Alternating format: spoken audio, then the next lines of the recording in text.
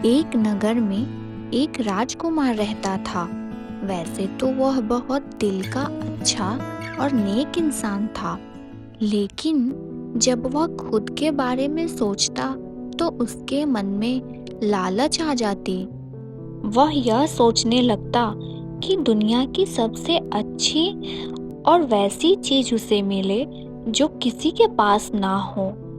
उसके इन हरकतों से राजा दुखी रहने लगे थे और अब राजकुमार के शादी का भी उम्र हो चला था। इसलिए राजा ने एक दिन राजकुमार को अपने पास बुलाया और उससे कहा, पुत्र, अब तुम्हारी शादी की उम्र हो गई है और जैसा कि मुझे पता है कि तुम्हें सबसे सुंदर और सबसे अच्छी दुल्हन की कामना है, तो इसलिए यह जिम्मेवारी मैं तुम पे ही छोड़ता हूँ। तुम अपने लिए जल्द से जल्द कोई लड़की ढूंढो। फिर राजकुमार एक दिन अपने दोस्तों के साथ शिकार पे गया और वहां जाकर एक तालाब के किनारे एक सुंदर लड़की को देखा।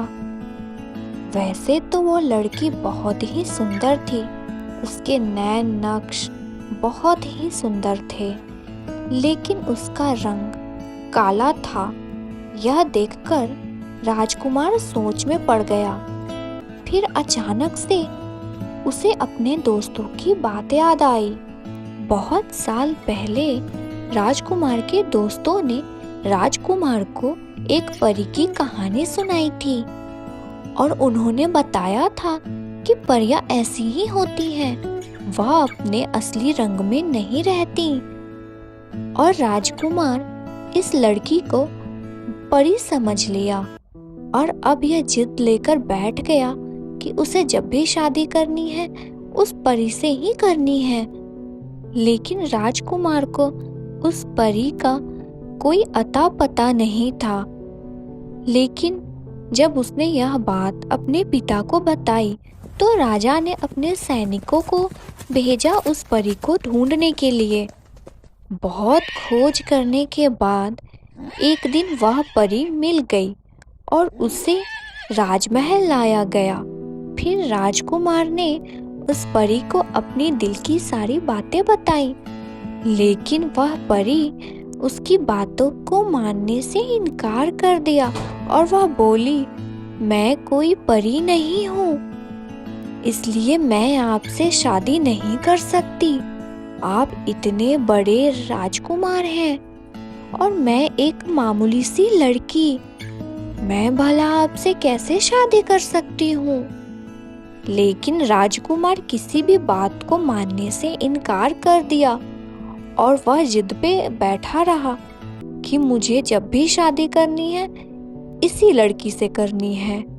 अंत में उस लड़की ने हाँ बोल दी और उन दोनों की शादी हो गई और यह बात पूरे नगर में फैल गई और नगर के सारे लोग बातें करने लगे कि पता नहीं राजकुमार को क्या दिखा उस लड़की में जो उससे शादी करने के लिए इतने बेचैन हो गए। पर किसी को भी यह परी वाली बात का पता न था। राजकुमार रोज रात को इसी उम्मीद में सोता कि कल सुबह परी अपने नए रूप में आ जाएगी, लेकिन ऐसा नहीं हुआ।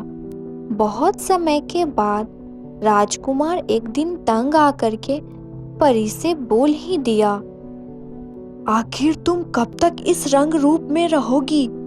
कब आओगी अपने असली रंग में?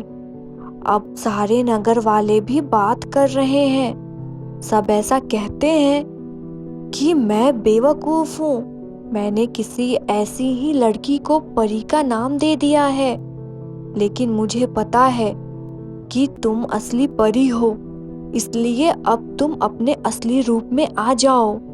मैं बहुत बेचैन हूँ तुम्हें असली रूप में देखने के लिए। राजकुमार की बातें सुनकर परी थोड़ी हैरान सी हो गई, पर फिर उसने कहा, ठीक है, मैं अपने असली रूप में आ जाऊंगी, लेकिन मैं अभी अपने असली रूप में नहीं आ सकती।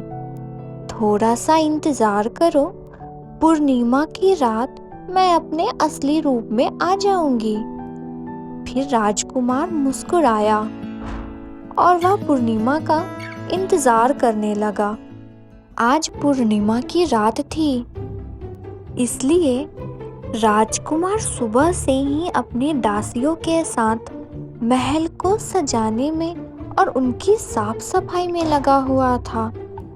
वह आज बहुत खुश था, क्योंकि आज उसकी परी अपने असली रंग रूप में आने वाली थी। वह अपने कामों में इतना व्यस्त था कि उसने यह देखा ही नहीं कि उसकी पत्नी कहाँ है पूरे दिन से। जब वह शाम को अपने कमरे में गया तो वहाँ कोई नहीं था। फिर उसने आवाज लगाई अपनी पत्नी को। फिर भी जब उसने कोई जवाब नहीं दिया तो वह पूरे सैनिकों को भेज दिया उसे ढूंढने के लिए। और बहुत ढूंढने के बाद भी परी का कुछ पता न चला।